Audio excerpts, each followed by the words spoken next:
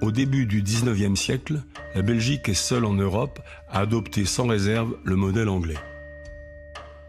Les deux pays ont en commun leur libéralisme économique qui favorise le développement des grandes entreprises employant plusieurs milliers d'ouvriers, ce qui en France et en Allemagne reste encore l'absolue exception. En quelques décennies, la Belgique devient ainsi la seconde puissance économique mondiale, juste derrière l'Angleterre. La Belgique, c'est le paradis des capitalistes, dit-on, et l'enfer des ouvriers. La scierie de Seraing en 1840.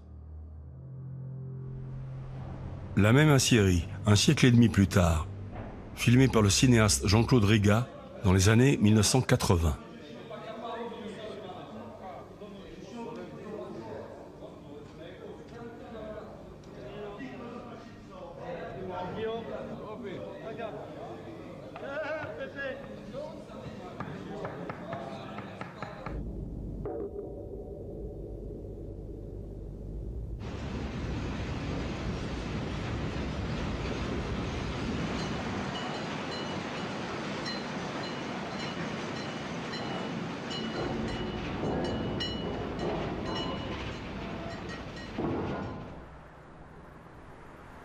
La scierie a fermé en 1990. D'une des plus grandes usines d'Europe, ne reste que cette carcasse rouillée dont personne ne sait que faire. Et des souvenirs d'ouvriers. En 1886, des ouvriers de la même entreprise.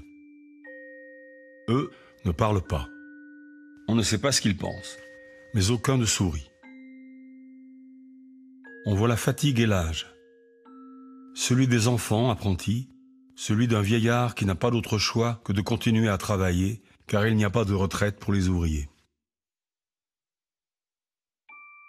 20 ans plus tôt encore, 1868, les ouvriers de la même fonderie.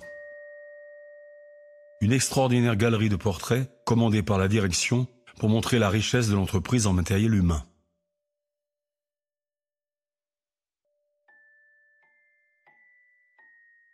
Les ouvriers posent, en studio, avec les outils de leur métier.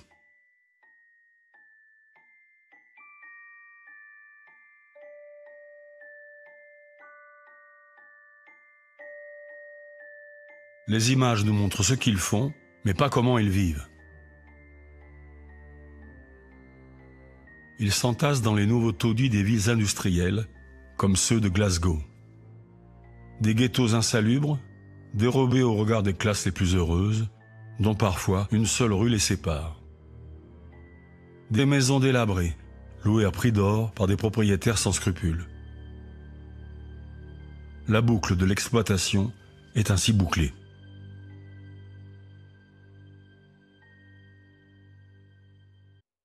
La misère ouvrière, chantée en alexandrin.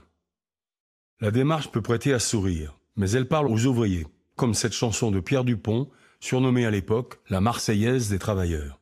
Nous dont la lampe le matin au clair on du coq se rallume, nous tous qu'un salaire incertain ramène avant l'aube à l'enclume, nous qui des bras, des pieds, des mains, de tout le corps luttons sans cesse, sans abriter nos lendemains contre le froid de la vieillesse.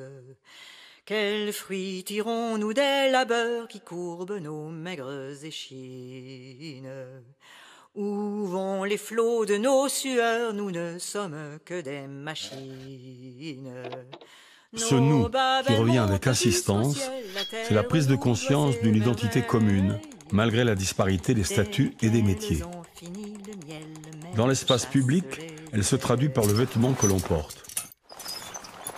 La blouse, qui se généralise en France au milieu du XIXe siècle, désigne l'ouvrier. L'habit, le bourgeois.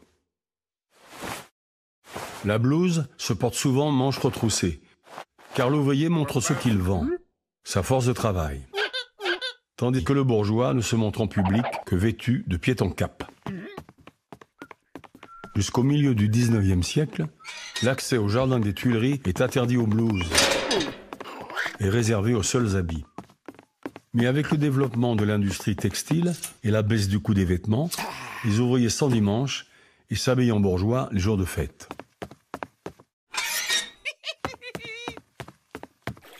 Par réaction, la jeunesse bourgeoise ne s'affiche plus que débraillée et mal rasée. A l'inverse, quand les ouvriers se remettent à porter la blouse, même le dimanche, pour affirmer leur identité, un commissaire de police perspicace y voit le signe de leurs sentiments séditieux. Mais cette façon de porter la blouse pour affirmer son identité de classe est typiquement française. Un ouvrier de Londres aurait honte d'aller en société sans porter des vêtements en apparence semblables à ceux de son employeur. Contrairement aux ouvriers anglais, majoritairement légalistes, les ouvriers français du XIXe siècle pratiquent volontiers l'insurrection. Leur arme favorite est la barricade.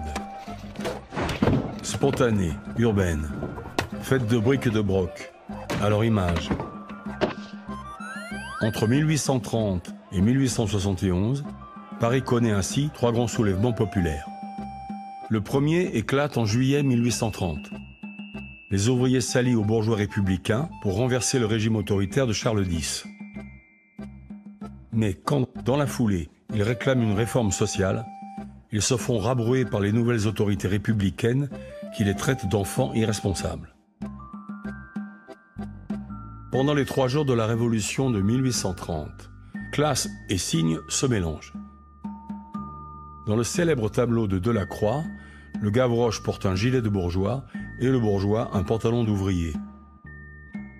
Quant à l'ouvrier en blouse, il semble attendre que la Marianne lui rende enfin justice. Mais une fois la révolution politique acquise, la bourgeoisie impose le retour à l'ordre. Les ouvriers impuissants doivent renoncer à la révolution sociale. 18 ans plus tard, en février 1848, on prend les mêmes et on recommence. Bourgeois et ouvriers, une fois de plus alliés, renversent la monarchie de Louis-Philippe et proclament la République.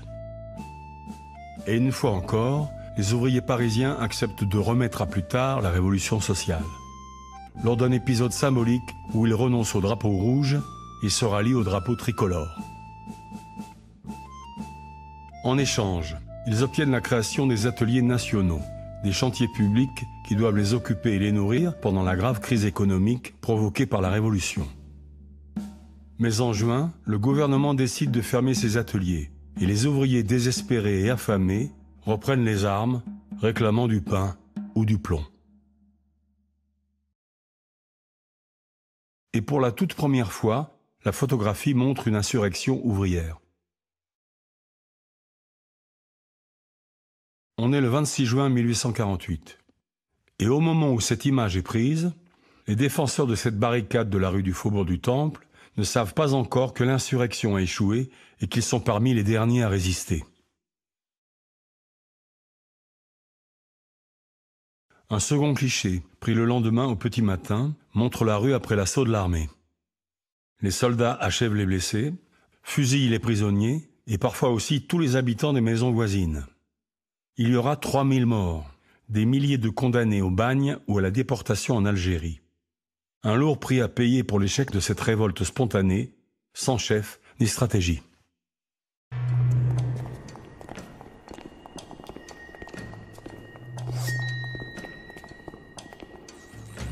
Critiquant le socialisme utopique de ses rivaux, Marx prône un socialisme rigoureux, scientifique, qui fait de la lutte des classes le véritable moteur de l'histoire humaine. Cette lutte oppose désormais la bourgeoisie propriétaire des moyens de production au prolétariat qui ne possède que sa force de travail.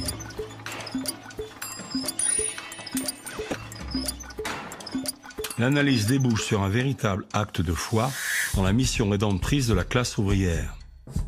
N'ayant rien à perdre, elle est la seule à pouvoir libérer la société tout entière et abolir la notion même de classe. Le processus révolutionnaire est inéluctable. Le capitalisme est condamné à disparaître, miné par ses contradictions internes.